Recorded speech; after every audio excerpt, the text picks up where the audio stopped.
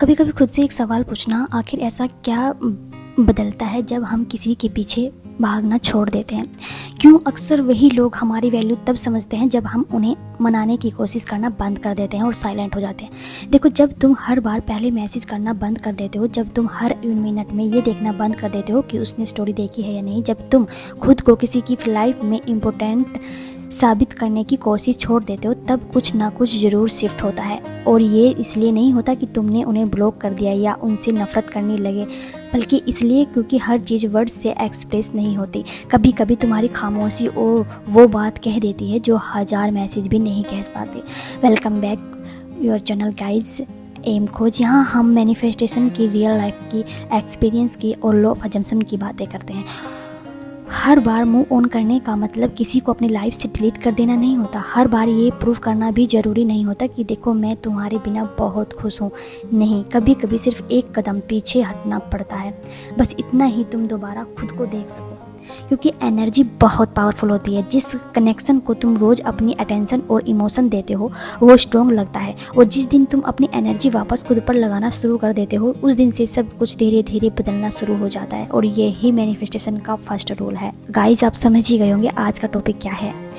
आज का टॉपिक है कि दूसरों को चेज करना बंद कर दो और अट्रैक्ट करना शुरू कर दो। और वो होगा कैसे, यही बात हम इस वीडियो में आपको समझाएंगे। ज़्यादातर लोग सोचते हैं कि क्लोजर किसी लास्ट कन्वर्सेशन में मिलेगा, लेकिन सच बताऊं, रियल क्लोजर तब मिलता है जब तुम उस वर्जन को हील कर देते हो जो हमेशा किसी और की वैलिडेशन का वेट करता था। और जब सामने वाला को ये फील होने लगता है कि अब तुम्हारी दुनिया सिर्फ उनके अराउंड नहीं घूमती, तब उन्हें तुम्हारी साइलेंस नहीं, तुम्हारी पीस फील होने लगती है। और एक बात जो शायद तुमने नोटिस ना की हो, हर इंसान जो तुम्हें लूज़ करता है वो एक प्रोसेस से गुजरता है। पहले उसे लगता है सब नॉर्मल है, फिर धीरे धीरे उसे तुम्हारी कमी महसूस होने लगती है, और फिर एक वक्त आता है जब उसे याद आती है कि तुम कितनी ईजिली उसके लिए अवेलेबल थे, तुम्हारी एफर्ट्स, तुम्हारा केयर, तुम्हारा प्यार। और जब वो सब अचानक कम हो जाता है, तब इंसान को एहसास होता है कि उसने क्या फॉरगेट किया है, क्या फॉर गारंटेड ले लिया था। और सबसे अच्छी बात पता है क्या, तुम्हें किसी को एक्सप्लेन करने की ज़रूरत नहीं है तुम क्यों बदल गए। तुमको किसी को प्रूव करने की ज़रूरत नहीं है कि तुम हर्ट हुए थे। बस सुकून के साथ अपनी जर्नी पर आगे बढ़ो। डिस्टेंस खुद बहुत कुछ सिखा देती है।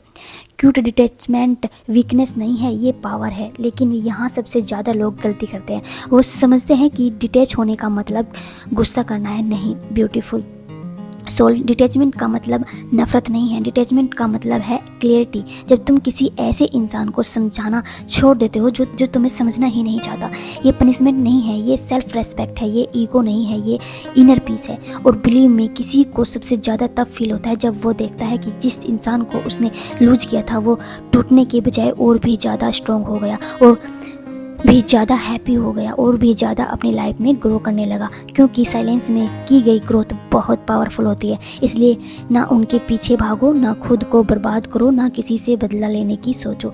बस इतना याद रखो, तुम ज़्यादा नहीं मांग रहे थे, तुम बस अपना प्यार और अपनी एनर्जी गलत जगह इन्वेस्ट कर रहे थे।